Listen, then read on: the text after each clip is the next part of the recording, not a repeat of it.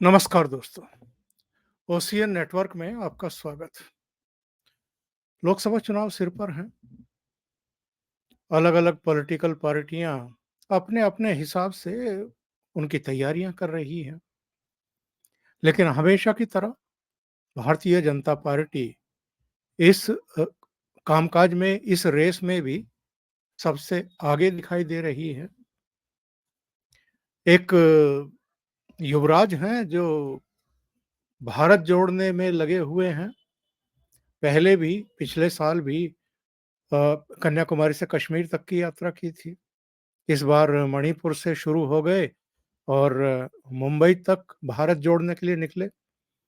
लेकिन इस बीच इतनी कंट्रोवर्सी उनको अब तक घेर चुकी हैं और इतने कांग्रेस के नेता और जो ये इंडी अलायंस बना था, इसके घटक दलों के नेता इनका साथ छोड़ चुके हैं कि अब तो ये भी भीतर से हताश, निराश हो चुके हैं और कई बार इनकी जो कुंठा है, इनका जो डेस्परेशन है, वो दिखाई भी देने लगा है। अभी ये जब इस यात्रा को छोड़ कर के 2-3 दिन की लंदन यात्रा के लिए निकल गए, तो जयराम रमेश ने इनकी यात्रा के बारे में कैम्ब्रिज यूनिवर्सिटी में इनके भाषण को लेकर के लंबे-चौड़े दावे किए थे सोशल मीडिया में भी और वैसे भी। लेकिन बाद में पता लगा कि वो तो ऐसा कोई कार्यक्रम कैम्ब्रिज यूनिवर्सिटी की तरफ से तो नहीं किया गया था। तो सवाल ये उठता है कि फिर कांग्रेस ये हवा क्यों बनाने की कोशिश में लगी रहती है कि जैसे राहुल गांधी की विदेशों में और खास तौर से इस कैम्ब्रिज यूनिवर्सिटी में बड़ी डिमांड है। जो पता लगा वहां से वो तो ये पता लगा कि किराए पर एक हिस्सा जो है, एक रूम वगैरह जो है वो लिया गया था। उसमें कुछ लोगों को जुटाया गया होगा, उसमें राहुल गांधी का कोई भाषण हुआ होगा और उसको इस तरीके से प्रचारित-प्रसारित करने की कोशिश की गई, आबो-हवा बनाने के लिए, लोगों को भ्रमित करने के लिए कि जैसे राहुल गांधी जो है वो इतने लोकप्रिय हैं विदेशों में कि उनको भाषणों के लिए बुलाया जाता है। बहरहाल ये इनकी अपनी कुंठा होगी, इनकी इनकी परेशानी है। लेकिन आप जानते हैं कि राहुल गांधी को मानहानि के मामले में 2 साल की सज़ा हो चुकी है, सुनाई जा चुकी है और सूरत की कोर्ट ने सुनाई थी। मोदी सरनेम को लेकर के उन्होंने जो अभद्र टिप्पणी की थी। इसके बाद भी राहुल गांधी की समझ में चीज़ें नहीं आ रही हैं, तो फिर इसकी या तो एक वजह ये होगी कि वो अपने आप को भारत के तमाम कानूनों से ऊपर मानते हैं या ये गलतफ़हमी होगी कि मैं ऐसे ख़ानदान से हूँ कि मेरा कोई क्या बिगाड़ लेगा, क्या उखाड़ लेगा। इन दोनों में से ही कोई प्रॉब्लम उनके दिमाग में घुसी हुई है, जिसकी वजह से वो भी और उनकी पार्टी के दूसरे लोग भी लगातार झूठ पर झूठ बोलते हैं, दूसरे लोगों की छवि खराब करने की कोशिश करते हैं, यहाँ तक कि गाली-गलौज की भाषा का इस्तेमाल करते हैं। पर हमेशा सामने वाला आपको ये सोच कर के माफ़ करता हुआ ही चलेगा कि चलो राजनीतिक बयानबाज़ी है, इससे मेरा क्या घट रहा है या उसका क्या बढ़ रहा है। तो ये गलतफ़हमी निकाल देनी चाहिए ऐसे लोगों को, क्योंकि अतीत में भी हमने कम से कम 2-3 बार ऐसा देखा है, जब बड़बोले या अति आत्मविश्वास से प्रेरित या अति आत्मविश्वास के शिकार लोगों को माफ़ी माँगनी पड़ी है, जब किसी की मानहानि की गई या झूठे तथ्य पेश करके एक तरीके से स्कोर करने की कोशिश की गई, सियासी स्कोर करने की कोशिश की गई। मुझे याद आ रहा है एक बार अरुण जेटली से अरविंद केजरीवाल ने माफ़ी माँगी थी, लिखित में माफ़ी माँगी थी। फिरोज़ शाह कोटला मैदान या कुछ घपले घोटालों का मामला था और ऐवें ही अरविंद केजरीवाल ने अरुण जेटली पर आरोप लगाए थे और अरुण जेटली तो भारतीय जनता पार्टी के कद्दावर नेता के साथ-साथ सुप्रीम कोर्ट के जाने-माने वकील भी थे। तो उन्होंने नोटिस इश्यू करवा दिया और उसके बाद वो चरणों में आ गए और अरविंद केजरीवाल। उनको लगा कि मैं और ये आदतन इस चीज़ के अपराधी हैं, घोषित रूप से अपराधी रहे हैं और आरोपी रहे हैं कि किसी के बारे में कुछ भी कह दीजिए, अंबानी के बारे में कुछ भी कह दीजिए, किसी का भी नाम लीजिए और उसके बारे में कुछ कागज़ दिखाइए कि देखिए मेरे पास ये सबूत हैं, और उसके बाद जो है कुछ भी आरोप लगा करके आप भाग जाइए। तो अरुण जेटली ने तो लपेट लिया इनको, इनको माफ़ी माँगनी पड़ी, बिना शर्त माफ़ी माँगनी पड़ी। एक बार नितिन गडकरी के बारे में भी इन्होंने कुछ ऐसी ही बकवासबाजी की थी, तो नितिन गडकरी ने भी नोटिस इश्यू करवा दिया था। अरविंद केजरीवाल के वो चित्र आपको मिल जाएँगे सोशल मीडिया पर, अभी भी पड़े हैं। जब ये बाकायदा अरुण जेटली के पास गए, लिखित में माफ़ीनामा दिया और तब इनका पिंड छुड़ा। अब नया केस जो है, वो नितिन गडकरी के एक इंटरव्यू का है और उस इंटरव्यू को बहुत चालाकी के साथ कांग्रेस ने एडिट किया और एडिट करके आगे का हिस्सा भी काट दिया, पीछे का हिस्सा भी काट दिया और बीच का एक हिस्सा जिसमें वो ये बता रहे हैं कि साहब आज भी, और ये वस्तु स्थिति है, हकीकत है। ये ठीक है कि मोदी सरकार अब गाँव को भी बदहाली से निकालने की कोशिश कर रही है, आगे लेकर के आ रही है। लेकिन अगर आप जाकर के आज भी गाँव को देखें, तो गाँव तो आज भी ऐसा लगता है कि भारत ज़रूर इतना तरक्की कर रहा है, पर जितना दूसरे विकसित देशों के गाँव की तरक्की हुई है, उसकी तुलना में तो हमारे गाँव आज भी बहुत पिछड़े हुए हैं। तो नितिन गडकरी के एक हिस्से को काट करके, दूसरे हिस्से को काट करके बीच का हिस्सा इन्होंने सोशल मीडिया पर कुछ इस ढंग से प्रसारित किया, वायरल कराया, क्योंकि इनकी एक पूरी आईटी सेल है, इनके समर्थक हैं, इनको इनका इकोसिस्टम है और ये कुछ 24 घंटे के इनके यूट्यूबर प्रचारक भी हैं जो इस तरह की क्लिप को ले उड़ते हैं।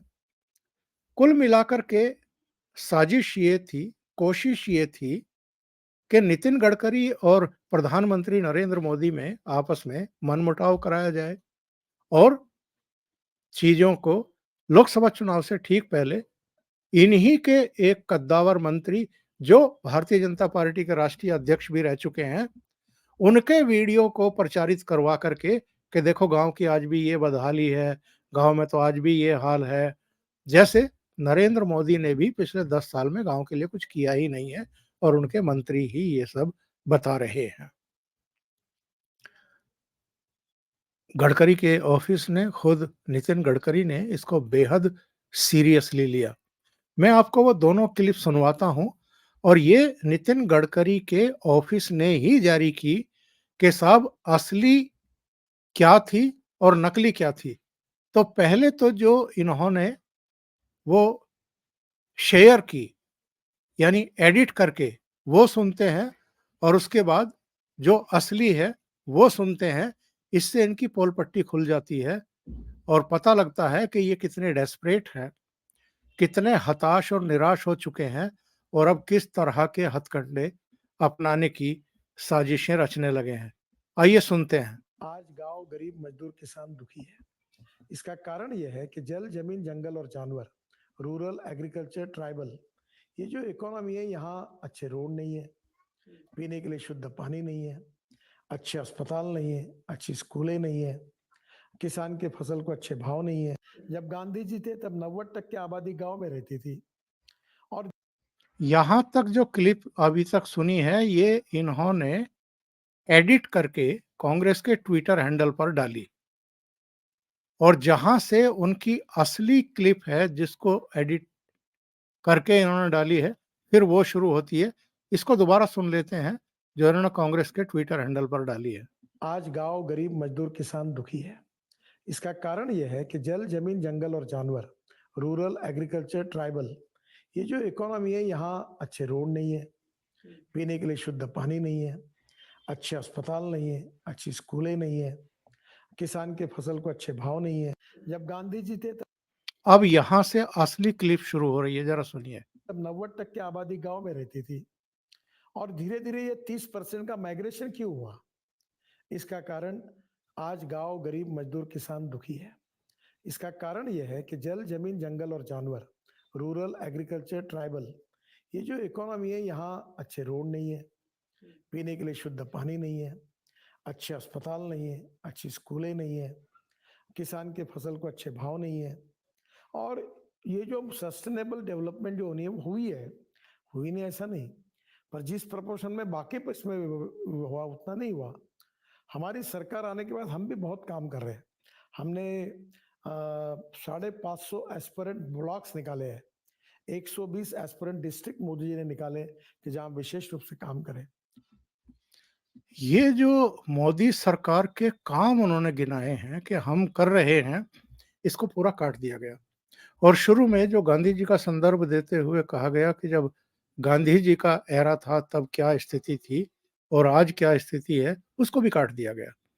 जो बीच का पार्ट है कि साहब ये सुविधाएं नहीं हैं, इसलिए एक इस तरह का वातावरण है, इसको जानबूझ करके प्रचारित प्रसारित किया गया ताकि दोनों में, मंत्री और प्रधानमंत्री में, जूते में पैजार कराई जा सके, मतभेद पैदा किए जा सके पार्टी के भीतर और बाहर भी एक छवि ये बनाई जा सके कि जैसे प्रधानमंत्री नरेंद्र मोदी तो गांव गरीब किसान मजदूर उनके लिए बड़े-बड़े दावे करते हैं, लेकिन उनकी सरकार के ही मंत्री इस तरह की चीजें बता रहे हैं, इस तरह का विस्फोटक इंटरव्यू दे रहे हैं। तो ये एक नोटिस इशू किया गया इनके वकील ने जयराम रमेश को और मल्लिका अर्जुन खड़गे दोनों को, क्योंकि इन दोनों ने अपने ट्विटर हैंडल पर भी और वैसे भी बयानबाजी की है। तो इनको कहा गया है कि आप 3 दिन के भीतर इसका जवाब दीजिए, नहीं तो फिर आपके खिलाफ कानूनी कार्रवाई की जाएगी। एक्चुअल बयान क्या था नितिन गडकरी का, वो ये है, कृषि पर जो पॉपुलेशन डिपेंड है वो 65% है। जब गांधी जी थे तब 90% की आबादी गांव में रहती थी और धीरे धीरे 30% पलायन क्यों हुआ? इसका मतलब है कि आज गांव गरीब मजदूर किसान दुखी है। अब ये गांधी जी के बाद 30% अगर पलायन हुआ है तो तब किसकी सरकार थी? क्या तब भी मोदी जी थे या तब भी भारतीय जनता पार्टी की सरकार थी? एक्चुअल में नितिन गडकरी कांग्रेस को ही एक्सपोज कर रहे थे। उन्होंने कहा कि इस पलायन का कारण है कि जंगल जमीन और जानवर, ये जो ग्रामीण इकोनॉमी है, यहाँ अच्छे रोड नहीं है, पीने के लिए पानी नहीं है, अच्छा अस्पताल नहीं है, अच्छा स्कूल नहीं है, किसान की फसल को अच्छे भाव नहीं है और ऐसा नहीं है कि यहाँ विकास नहीं हुआ, लेकिन जिस हिसाब से बाकी जगह हुआ है, उतना नहीं है। हमारी सरकार आने के बाद हम इस पर बहुत काम कर रहे हैं। ऐसे ब्लॉक निकाले गए हैं, जहां विशेष रूप से कार्य करने की ज़रूरत है। ये पूरा बयान था नितिन गडकरी का और अब 3 दिन का समय दिया गया है इनको। 3 दिन में अगर ये माफ़ी नहीं माँगते हैं और उस पूरी सामग्री को जितनी इन्होंने रायता फैलाने की कोशिश की है, उसको नहीं हटाते हैं, नहीं हटवाते हैं, तो ज़ाहिर है एक और सूरत होने वाला है। जिस तरीके से राहुल गांधी मुकदमे के लपेटे में आए और अल्टीमेटली 2 ढाई साल की सुनवाई के बाद उनको 2 साल की सज़ा सुनाई गई मानहानि के मामले में, ऐसे ही ये भी लपेटे में आएँगे। अभी के लिए इतना ही। बहुत-बहुत धन्यवाद। अगर आपको ये चैनल और इसके कंटेंट पसंद आ रहे हैं, तो लाइक करें, कमेंट करें, वीडियो को शेयर भी करें। अभी तक अगर आपने ये चैनल सब्सक्राइब नहीं किया है, तो सब्सक्राइब कर लें और साथ में लगे बेल आइकॉन को दबा दें, ताकि आगे आने वाले वीडियो और उनके नोटिफ़िकेशन आप तक पहुँचते रहें। बहुत-बहुत धन्यवाद। नमस्कार।